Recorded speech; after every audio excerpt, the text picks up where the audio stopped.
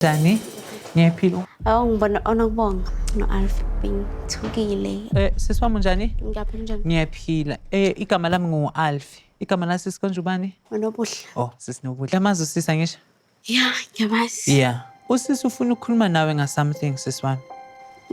Uyinkonzo njani? Uyazi angithi ukuthi ngithandana noSibo.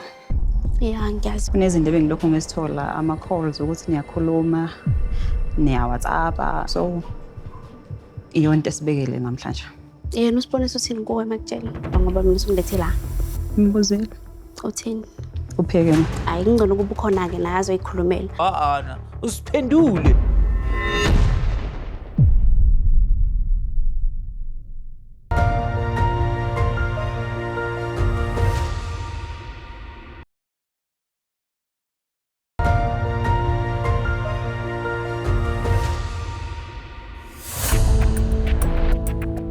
Hayi kungcono ukuba ukhona-ke naye azoyikhulumela.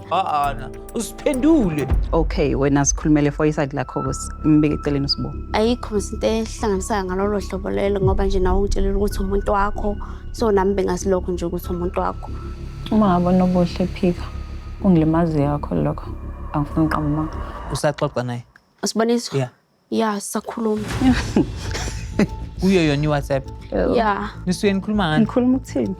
Siyakhuluma nje izinto ey'ngatheni. Asikho isidingo sokuthi ngathiwa manje nikhuluma noSiboniso nifako hearts, nifako zonke lezi zinto lezi kanjalo ama-emojis. Ama-emoji asho kwenye into. Angiphiki impela bengixoxa naye kodwa leyo ufaka ama-emoji. Hayi.